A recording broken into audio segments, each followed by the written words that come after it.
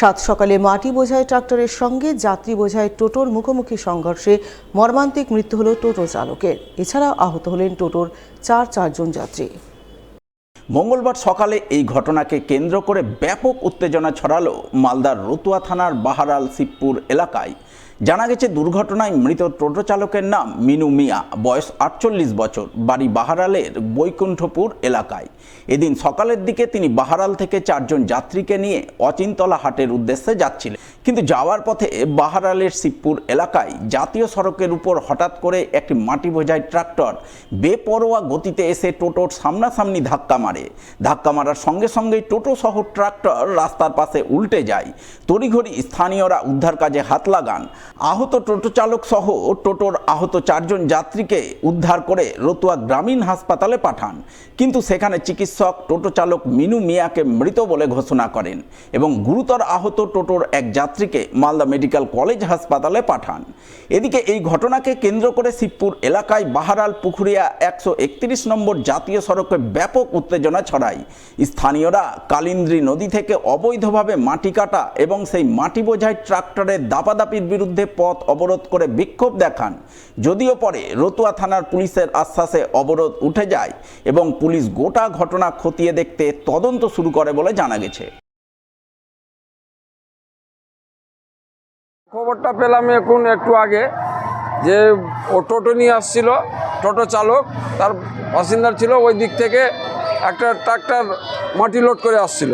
সে ট্রাক্টরটা ওর বুকের উপর দিয়ে চেপে চলে যায় এবং টোটো যেটা ছিল সে টোটোটা চুরমারা যায়। ওর মধ্যে 2-3 জন প্যাসেঞ্জারগুলো ছিল, তারাও খুব আহত হয়েছে। একজন এখানে আছে, একজনের খবর আমরা পাচ্ছি যে যেটা মালদা পাঠানো হয়েছিল সেটা মুখস্থ, মানে আমাদের দেখার চোখের নাই, শুনতে পাচ্ছি যে সেও ডেট করেছে।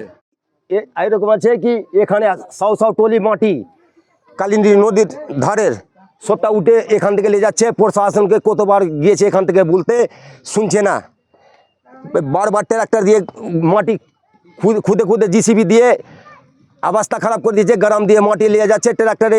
আজকাল দুর্ঘটনা হয়ে গেল, প্রশাসনকে বলছি শুনছে না। সব টলি না, হাজার টলি উঠে আছে। এখানে মাফিয়ার রাজ চলছে, আর এখানে প্রশাসনকে বলছি তা প্রশাসন শুনছেই না। আপনি নিজের এখান থেকে আমি চাই কি একদম ভালো করে তদন্ত হোক। আজকে দুর্ঘটনা হয়ে গেল একটা, রতুয়া থানার এখানকার লোক অনেক অবজেকশন করেছে, লেকিন শুনে না। কিছুদিন পরে গোটা গ্রাম শেষ হয়ে যাবে নদীতে কেটে। শিক্ষা দপ্তরের নির্দেশে মঙ্গলবার জলপক্ষ পালিত হল পুরাতন মালদার শাহপুর অঞ্চলের কাদিরপুর কিরণময়ী প্রাথমিক বিদ্যালয়ে। উল্লেখ্য, চলতি মাসের 16 এপ্রিল থেকে 30 এপ্রিল পর্যন্ত জলপক্ষ পালনের নির্দেশ দিয়েছে শিক্ষা দপ্তর। সেই নির্দেশ মেনে মঙ্গলবার জলপক্ষ পালনের ছবি নজর আসে কাদিরপুর কিরণময়ী প্রাথমিক বিদ্যালয় প্রাঙ্গণে। এ উপলক্ষে বিদ্যালয়ের শিক্ষক শিক্ষিকারা মিলে নানান সচেতনতামূলক কর্মসূচির মাধ্যমে জলপক্ষ পালনের গুরুত্ব তুলে ধরেন, যার অঙ্গ হিসেবে পরিশ্রুত পানীয় জল পানের গুরুত্ব তুলে ধরেন পড়ুয়াদের মাঝে। সেই সঙ্গে তাদের ছোলা গুড় সহযোগে পরিশুদ্ধ পানীয় জল পান করান, যাতে এর মাধ্যমে জলপক্ষ পালন সম্পর্কে পড়ুয়াদের সচেতনতা বৃদ্ধি পায়। আজকে জলপক্ষ দিবস পালন হলো পশ্চিমবঙ্গ শিক্ষা দপ্তরের নির্দেশ অনুযায়ী।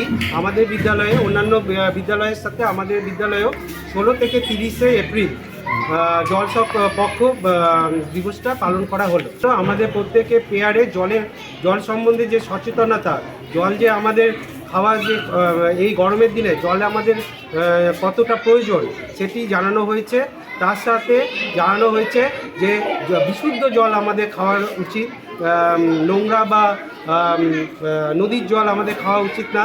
মানে জলের যে সচেতনতা, তার সাথে যে ছোলা ও গুড় পেয়ে আজকে ওরা খুব আনন্দিত।